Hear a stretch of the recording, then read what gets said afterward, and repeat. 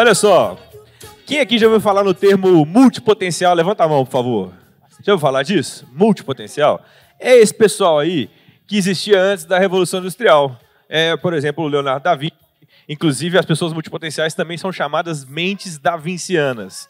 Eu sou uma pessoa assim, eu já fui professor de dança, DJ, coreógrafo, hoje eu sou mentor de pequenos negócios, sou apresentador de eventos, e eu gostaria que todo mundo entendesse que não existe limite para a mente humana e para quem é fazedor, para quem faz as coisas, né? E por que eu estou falando isso? Porque, assim, eu não sou uma pessoa famosa, né? E aí estou construindo meus resultados. Então, quando eu falo isso, aí algumas pessoas acreditam, acham legal, outras não. Mas quem vai vir aí é inegável que é um multipotencial de muito sucesso. Porque você o conhece com os trabalhos que ele desenvolveu na música. E você vai ficar de boca aberta se você já não conhece, quando você conhecer a parte empreendedora deste camarada, tá bom? Ele vai trazer reflexões sobre a carreira e o papel do empreendedor no mercado atual. Estou falando do nosso amigo do Skank. Barulho para Henrique Portugal! Faz barulho aí, gente! Beleza, que beleza, que beleza. Boa tarde, beleza? Tamo junto. Obrigado. Boa tarde, tudo bem?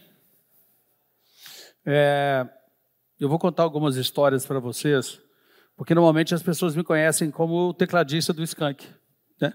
Afinal de contas, vou falar de alguns números, por exemplo.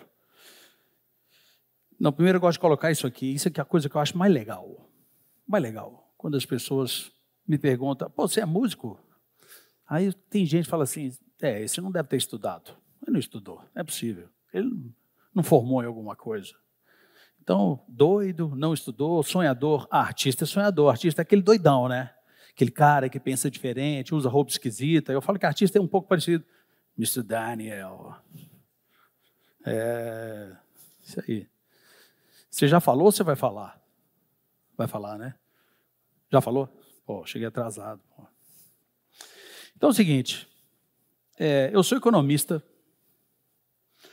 eu era analista de sistemas, já fiz muita parceria com a Take, que hoje se chama Blip, uma empresa sensacional, maravilhosa.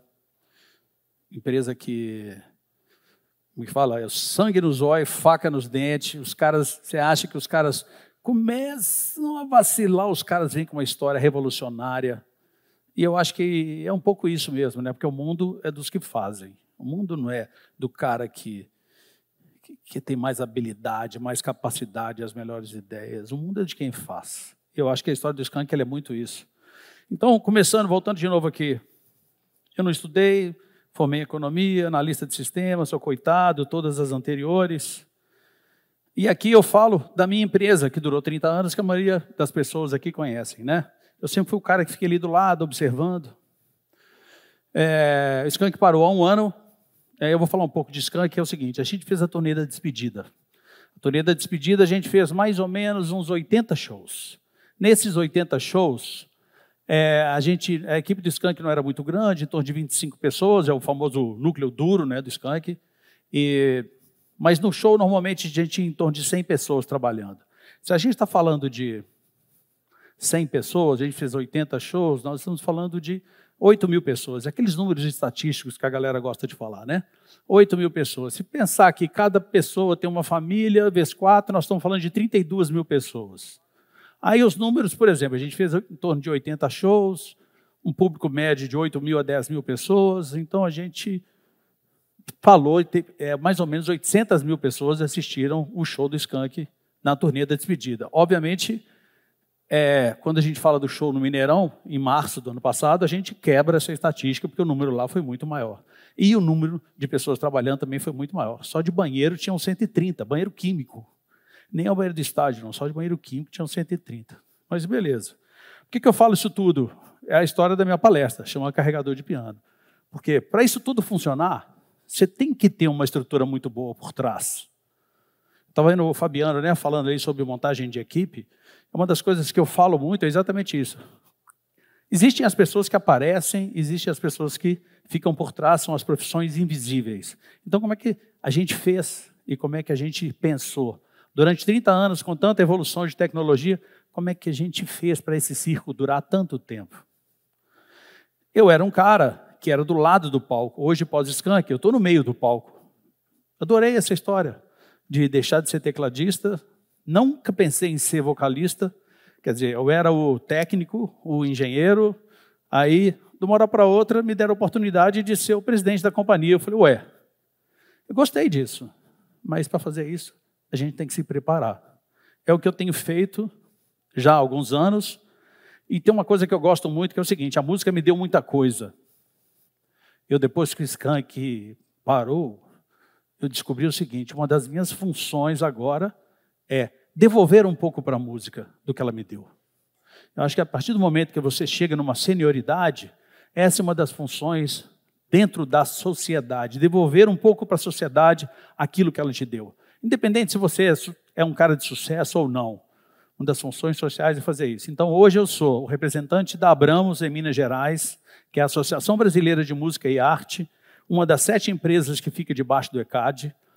O ECAD, para quem não sabe, tem muita gente que fala mal do ECAD. O ECAD é uma empresa privada, de padrão internacional, respeitadíssima no mundo inteiro. Eu estive recentemente no ECAD da Inglaterra, lá no PPL.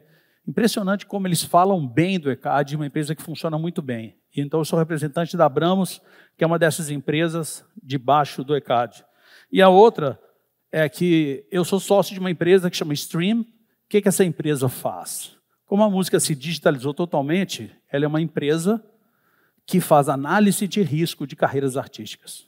Hoje a gente tem um fundo de 100 milhões de reais para a gente poder fazer investimento em carreiras artísticas. A gente tem um algoritmo, a gente faz um blend, porque todo artista, ele não é só artista, ele vende ticket, ele vende play em plataforma de streaming e ele vende like em redes sociais. Então, ele tem 3 verticais diferentes para ele poder fazer geração de receita.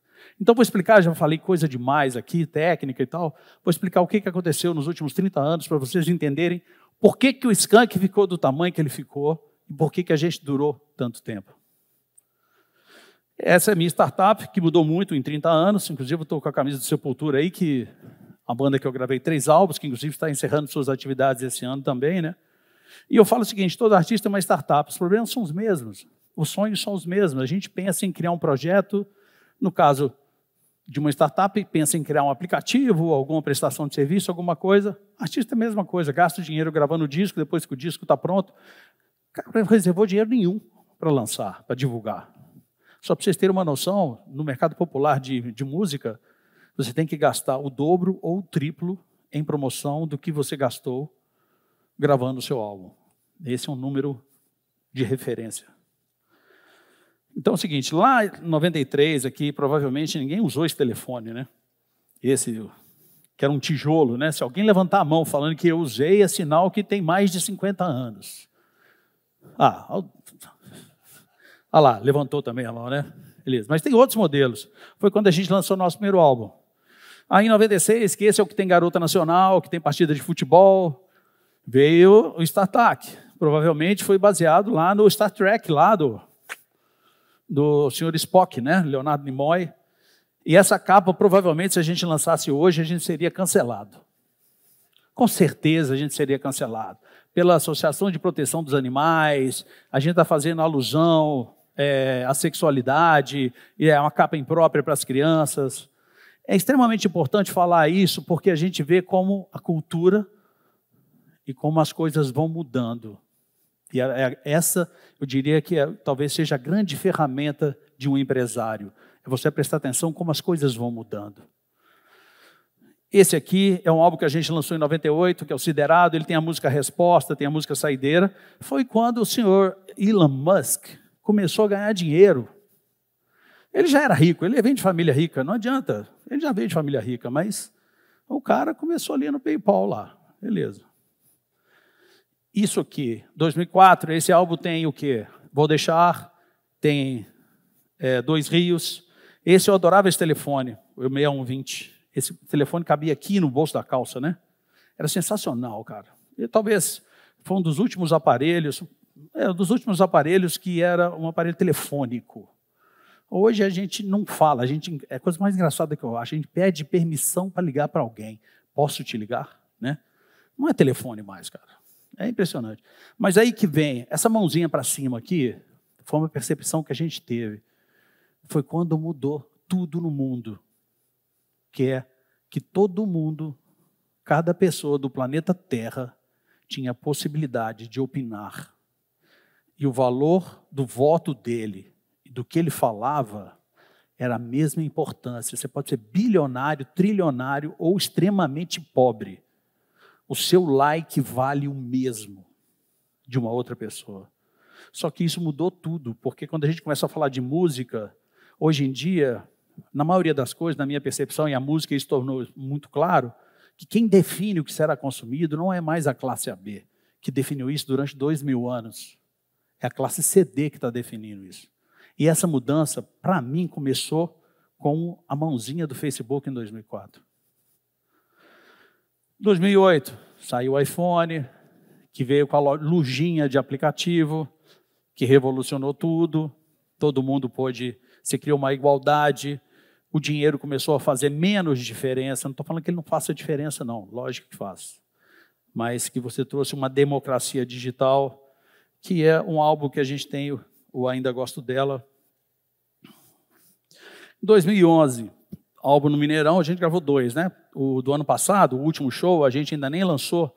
Tem uma burocracia aí e tal, mas vai sair, vai sair. A gente lançou em 2010. Aí a gente começa a falar de uma coisa que revolucionou muito o mundo, de uma certa forma, né? Que é o acesso através de prestação de serviço. Por exemplo, a indústria musical, ela foi a primeira a se digitalizar 100%, beleza? E foi a primeira a achar uma solução através da digitalização. Tem outros setores que vão ser digitalizados muito rapidamente. Como eu não tenho cartório, eu falo muito isso. Cartório é uma delas, né? Que realmente, a tal da assinatura digital para a indústria do cartório é um negócio impressionante. Mas tem outros setores também. Por exemplo, esse Skank Play aqui, o que a gente fez? Em 2011, a gente criou um aplicativo junto com o pessoal de São Paulo e a gente ganhou o Leão de Ouro em Cannes, de social media, porque a gente criou 60 mil bandas diferentes. Todo mundo que queria tocar com a gente criou um aplicativo onde a pessoa podia, por exemplo, me tirar e ser o tecladista da banda. A gente sincronizava 6 telas do YouTube. Imagina você sincronizar 6 telas do YouTube com a internet que tinha em 2011. Foi uma guerra desenvolver isso aqui. Mas a guerra valeu a pena.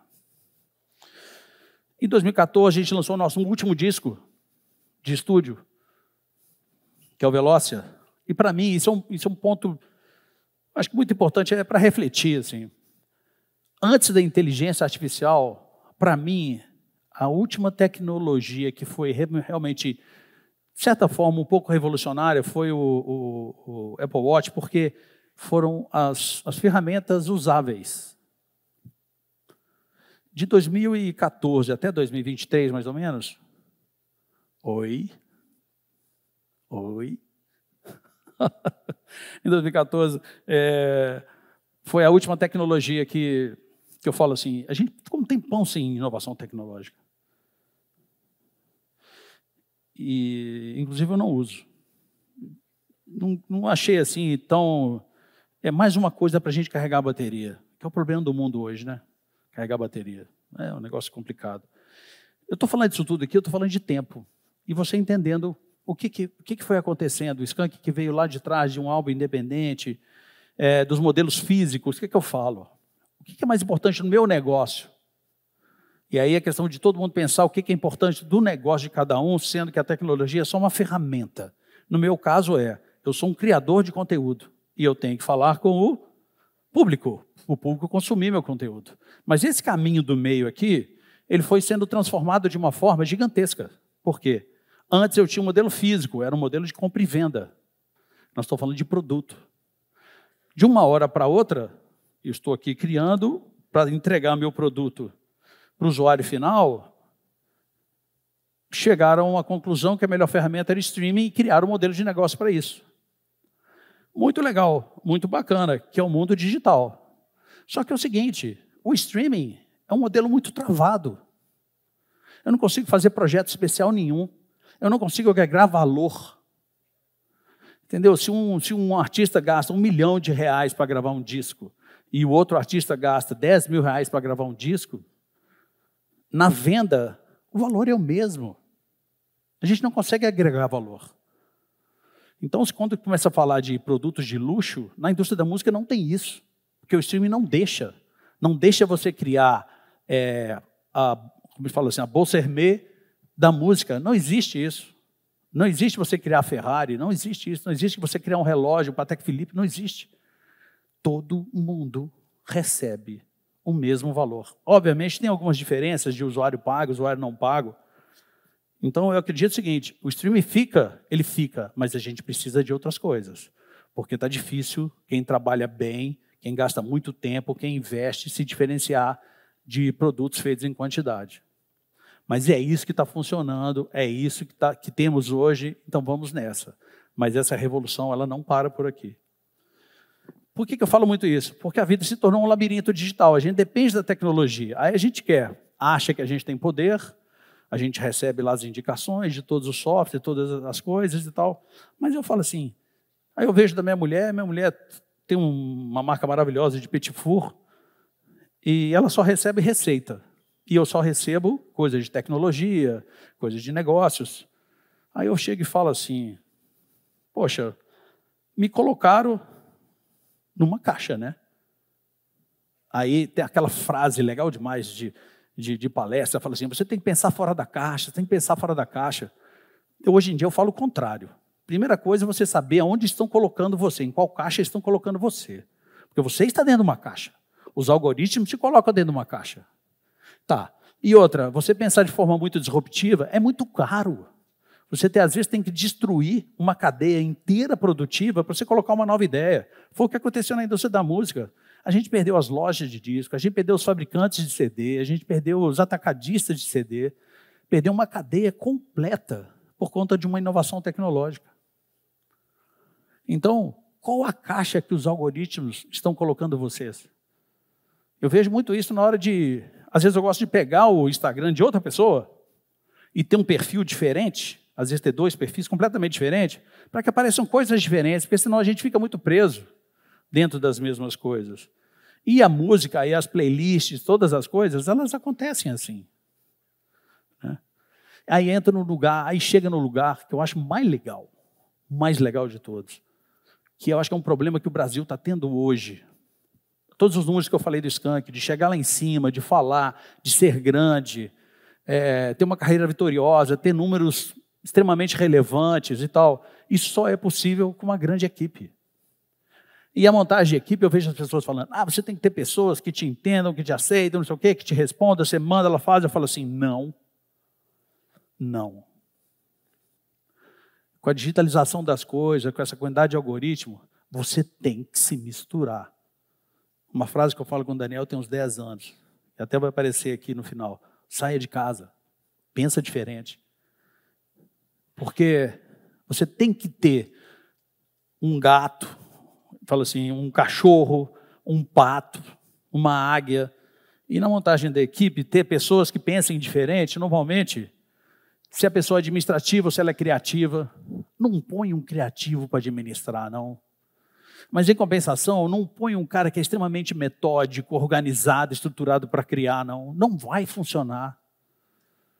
Uma vez eu cheguei para um amigo e falei assim, agora eu quero só pessoas assim e tal, que me respondam e tal. Eu não gosto dessas pessoas que pensam muito diferente, não. Todas elas dão um defeito.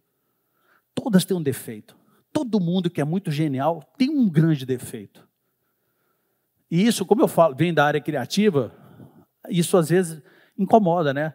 Mas a questão é, com tanta ferramenta para nos auxiliar nas rotinas, automatizar o que a gente tem que fazer, o que vai sobrar para o ser humano? Então, se você não tiver paciência com os malucos, o que você vai fazer com essa quantidade de ferramenta? Aí eu falo também, assim, no grupo, quem é o patinho feio da sua empresa? Quem é aquele cara que é silencioso, mas que se você tirar ele ali do grupo, tudo para de funcionar? Quem é o famoso carregador de piano? É aquele cara que faz as coisas funcionarem. Eu brinco muito assim sobre eu também estou estudando o maluco do Elon Musk, né? Fala assim, ele é um cara genial. Eu falo assim, cara, não acho. Ele só faz o que todo mundo vem fazendo. Todo mundo vem falando. Agora, ele é um excepcional gerenciador e o cara executa como ninguém. Ele não tem o charme do Steve Jobs. O cara não sabe nem falar direito. Você vê ele falando, ele dá umas risadas de maluco, ele gagueja. Ele é um cara super ativo. Você vê que ele deve ser ansioso, assim, até no último furo. Mas o cara entrega tudo. Por isso que eu falo muito disso aqui. Você aguenta ou não os malucos? Esse é meu baterista. Meu baterista é assim. Do meu show solo. É um cara genial quando está no palco, mas até chegar no palco, ele dá defeito demais. E reclama, a passagem de som, o cara reclama, ele xinga, ele reclama, ele não escuta, ele não faz nada, mas na hora do show, que é o que importa, o cara é sensacional. Então eu cheguei à conclusão, falei assim, eu preciso desse cara. Mas eu sei que ele dá defeito. Por que eu falo tanto de precisar desses caras criativos? Porque, tanto na pesquisa de informação da inteligência artificial, que agora mudou completamente, né? Eu falo assim, quando eu era novo, há 75 anos atrás, né? Mais ou menos, onde é que a gente pesquisava para fazer trabalho de escola? Toda casa tinha uma estante cheia de livros que mostrava o seguinte, olha, esta casa aqui tem pessoas que estudam. A gente tinha uma estante, casa de vó tem estante. Quem tem vó, né? Casa de vó tem estante.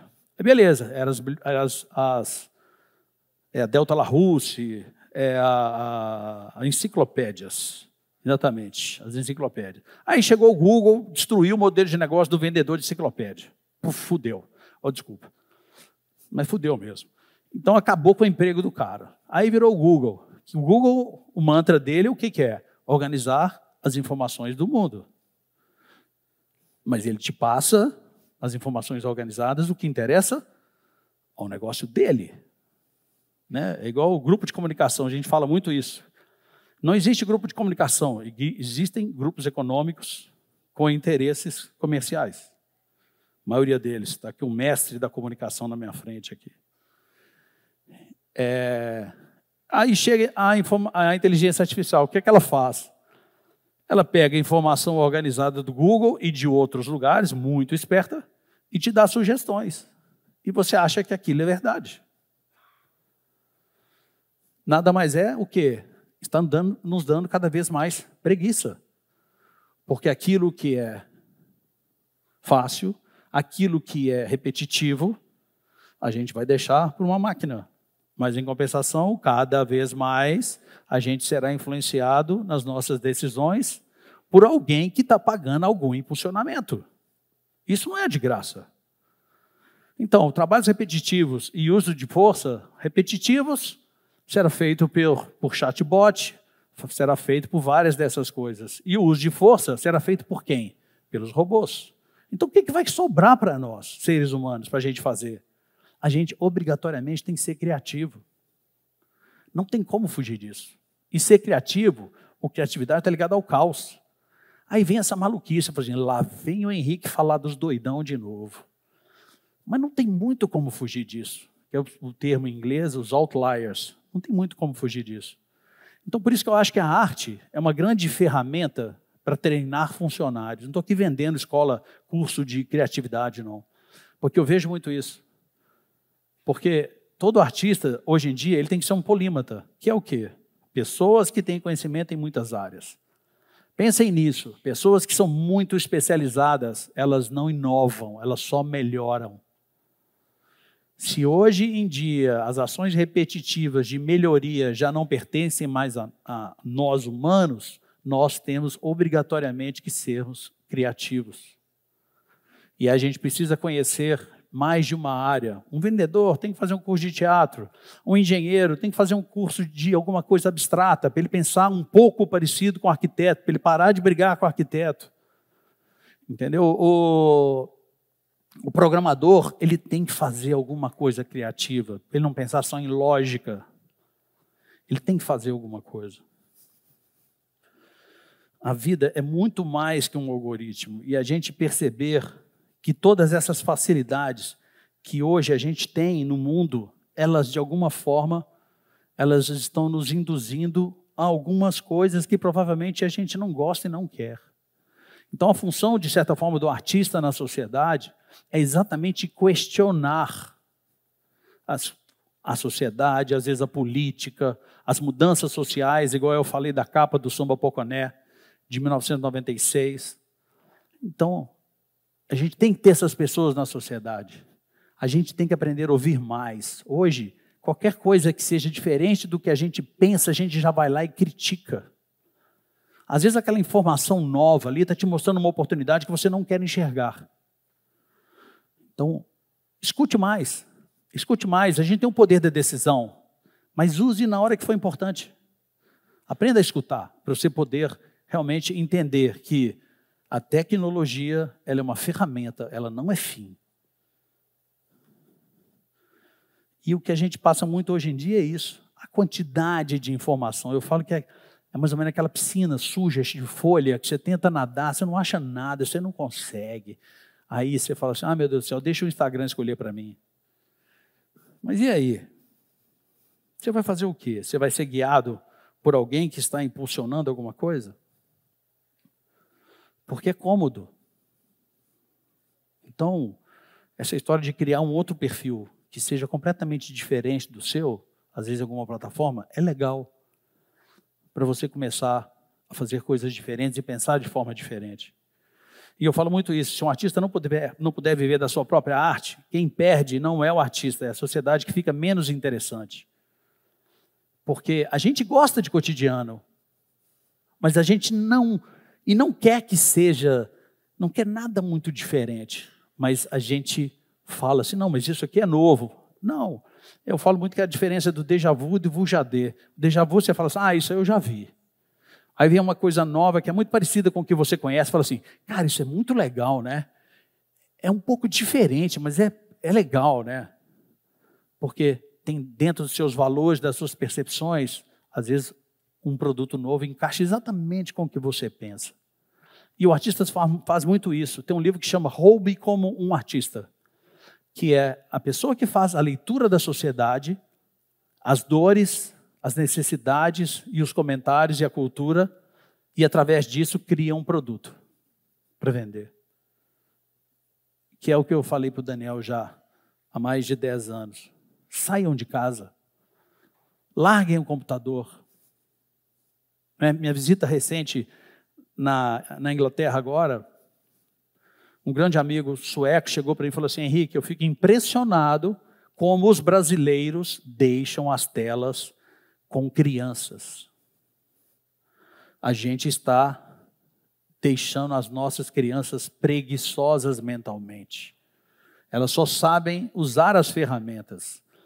Eu morro de medo desse emburrecimento. Eu morro de medo disso. A gente realmente tem uma tendência muito grande da gente se tornar preguiçoso. Então, voltando, todas essas informações que eu falei para vocês aqui sobre a carreira do Skank, todas as coisas, foi a nossa capacidade de adaptação a todas as mudanças tecnológicas.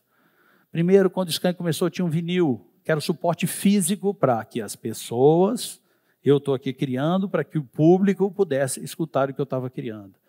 Depois do vinil veio a fita cassete, que era legal, mas era frágil. Aí veio o CD, que foi uma revolução maravilhosa.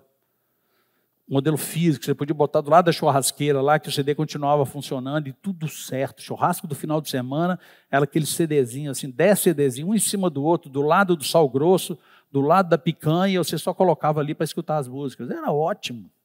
Aí inventaram streaming, é uma coisa prática, você só põe lá no Bluetooth seu telefone.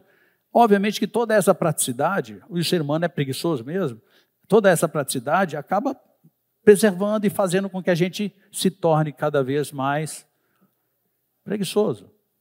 A gente não pode ser preguiçoso mentalmente. Então é isso, eu espero que vocês tenham gostado dessa filosofia que eu fiz aqui a respeito de música, a respeito de inovação tecnológica, a respeito de tudo que eu aprendi nesses 30 anos. E quem parou foi o Skank, não fui eu. Então, mais uma vez, Eu continuo fazendo a minha carreira, a minha música, agora com o meu caminho, já que eu era o tecladista, ficava deste lado do palco e agora eu estou no meio do palco. Espero que vocês gostem do que eu estou fazendo agora. E esses aí são os meus perfis, que seja no LinkedIn, tem colocado textos lá que eu acho muito interessantes. Inclusive, coloquei um agora falando sobre todas essas mudanças na indústria da música, do comportamento, de modelos de negócio, e falo o seguinte: dentro do mundo digital, a gente tem que criar, existe uma grande oportunidade de criar conexões fáceis do mundo offline com o mundo online. Essa, eu diria que é a chave do próximo negócio, porque o streaming é travado, não existe a possibilidade de fazer projetos especiais, e a maioria dos donos das plataformas, mais uma vez, são os americanos. Então, precisamos de achar conexões do mundo online com o offline, porque a gente continua online. Vocês estão aqui presencialmente, se der beliscão dói, e esse tipo de coisa. Não adianta achar que o telefone vai resolver tudo, não. Eu não acredito, apesar de que ele andar sempre no bolso. Tá bom? Muito obrigado. Vocês viram aí, né? Eu estava estudando sobre esse tema de pessoas que fazem carreiras muito diferentes, e uma das coisas que eu encontrei de informação é que a gente economiza energia no nosso cérebro categorizando as coisas. E uma vez que você colocou uma pessoa como tecladista, o trabalho para mudar esse branding, essa marca na cabeça das pessoas, é muito grande e pode ser que não dê certo. Então, a pergunta que eu tenho é, hoje, com a sua transformação, como você está enxergando isso? As pessoas conseguem ver mesmo que você tem essas outras facetas? O que você está enxergando disso aí? Tem uma coisa que a galera fala o seguinte: bicho, esse cara é analista de sistemas, esse cara é músico, esse cara tem uma empresa de investimento, aposto que ele não faz nada direito. Essa é a primeira coisa. Que aí entra lá no mito da caverna de Platão, falando, as pessoas que pensam diferente ou que agem de forma diferente, elas incomodam. Eu cheguei à conclusão que isso não é problema meu, isso é problema das pessoas. E a saída do mundo é a gente ser adaptável. Aí a gente volta lá atrás. Quem sobrevive não é o mais forte, é o mais adaptável. Então eu sou assim, tenho orgulho de ser assim, indico para todo mundo: leiam livros diferentes, pesquisem coisas diferentes, não fiquem atuando e lendo e estudando só coisas que vocês conhecem. Isso vai garantir a sobrevivência de vocês a médio e longo prazo. Agora, terminando e falando sobre a mudança do tecladista para o vocalista. Cara, aí entra naquele negócio. Eu acho que isso vai demorar mesmo uns 5 anos. É o meu prazo. Perfeito. De sair de tecladista e as pessoas perceberem que hoje eu sou um vocalista e tenho uma carreira. Eu acho que meu prazo é esse, 5 anos. Olha o homem aí, gente. Olha o homem aí. Palmas para ele. Obrigado. Muito obrigado, viu? Tamo junto. Ó, eu queria ter cantado e tocado aqui para vocês, mas foi uma bagunça minha, a culpa foi minha. Senão eu teria aqui, eu acho que seria mais divertido. Da próxima, eu prometo que eu traria um teclado aqui para todo mundo divertir, que eu acho que dessa turma que está aqui, boa parte da história de vocês tem alguma música do Skank como trilha sonora. Oh, tá bom? Yeah. Obrigado. Com certeza. Abraço.